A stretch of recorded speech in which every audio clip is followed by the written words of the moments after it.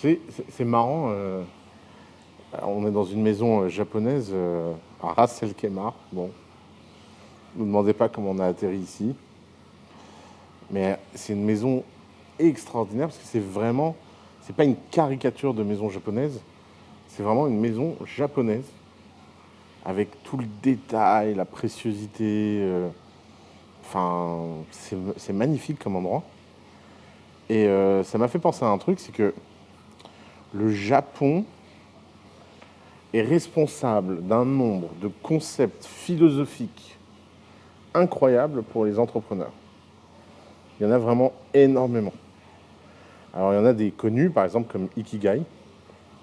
Ikigai, c'est la raison d'être, c'est le fait de trouver dans ce symbole-là, on pourra dessiner ce qui permet d'être payé, motivé, on est bon.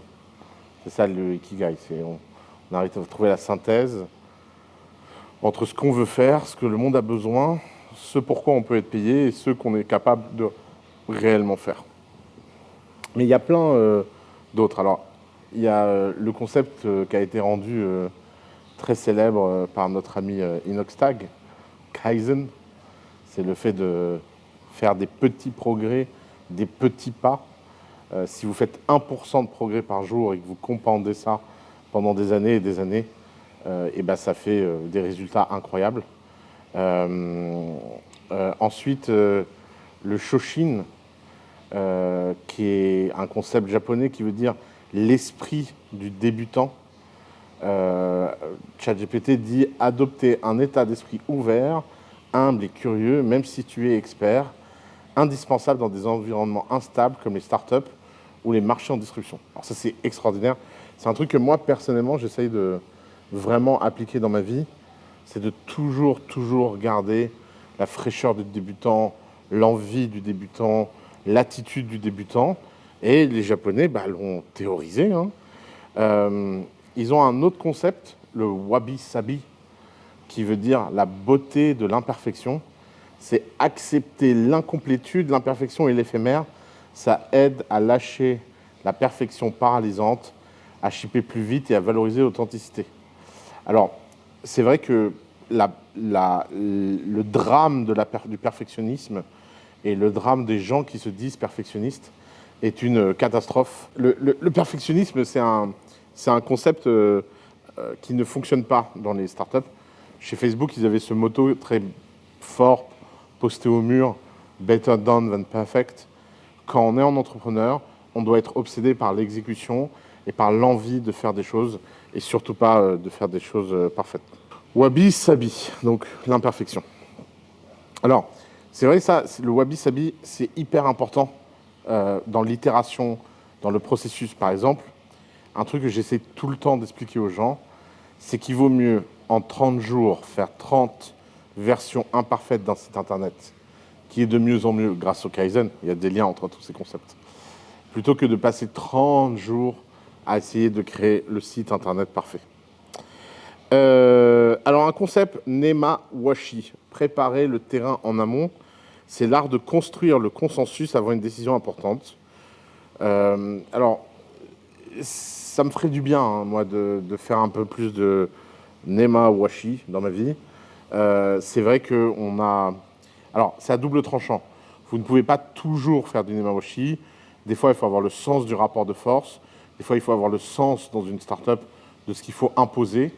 Mais c'est vrai que le fait d'engager les parties prenantes, de préparer le terrain en amont et de faire que donner à tout le monde l'impression que la décision vient de lui, ça fait pas de mal et ça peut permettre d'aller beaucoup plus loin. Alors un sixième concept, on en aura 10 dans cette vidéo, c'est le gaman, c'est la résilience et la patience stoïque.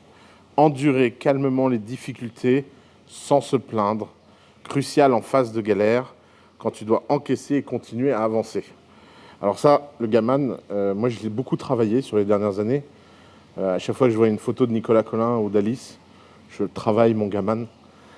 C'est vrai que tout entrepreneur, à un moment donné, a des crises. Tout entrepreneur, à un moment donné, a des difficultés. et cette capacité à résister, quoi qu'il arrive, quelle que soit la tempête, la force de la tempête, le bruit de la tempête, la fureur de la tempête, cette capacité à résister, à avancer et à ne surtout jamais, sous aucun prétexte, abandonner et lâcher, ça c'est vraiment un esprit. D'ailleurs, je remarque quelque chose, c'est que tous ces concepts, la plupart d'entre nous, enfin, je pense moi et beaucoup d'entrepreneurs, on les a pas étudiés philosophiquement et théoriquement, on les a vécus en regardant des mangas en fait. Le gaman, c'est Sangoku en fait. Sangoku est un personnage qui incarne cette philosophie. Tous les personnages de manga pratiquent le wabi-sabi, le shoshin, le kaizen. Ils ont tous un ikigai extrêmement fort. Et vraiment, on peut dire merci à cette contre-culture japonaise des mangas qui a démocratisé tous ces concepts et nous les a rendus accessibles à nous, petits occidentaux, très loin de cette philosophie. Alors, septième concept de notre petite liste, le Hansei, l'introspection critique, culture de la remise en question post-action pour apprendre à partir de ses erreurs. Très puissant. Le Mushin, l'esprit sans distraction, absence d'ego, de peur ou d'obsession du résultat, concentration totale dans l'instant présent, utile pour être dans un état de flow opérationnel. Ça, c'est moi, cet état, je l'atteins quand je donne des conférences et que je suis extrêmement inspiré, ou quand je construis des choses. C'est quand vous avez l'impression que le temps se dilate, le temps disparaît parce que vous êtes vraiment profondément à la tâche dans votre craft. Et trouver des environnements qui favorisent ça, c'est hyper important. Alors, un concept dont j'avais jamais entendu parler, le Hoshin Kanri, l'alignement stratégique. Bon, c'est apparemment les OKR en mieux. Déjà que je peux pas blairer les OKR, alors les OKR version japonaise, à mon avis, c'est pas pour moi. Et le dernier, qui est un de mes concepts préférés, Mono no Aware, conscience de l'impermanence, comprendre que tout est temporaire, succès, échec, hype, business model, ça pousse à ne pas s'attacher, à rester agir et anticiper le changement. Ça, c'est extrêmement profond. Le succès, l'échec, c'est des états, c'est des illusions, c'est temporaire. Ce qui compte, c'est la force et l'engagement, l'envie d'avancer sans jamais s'arrêter.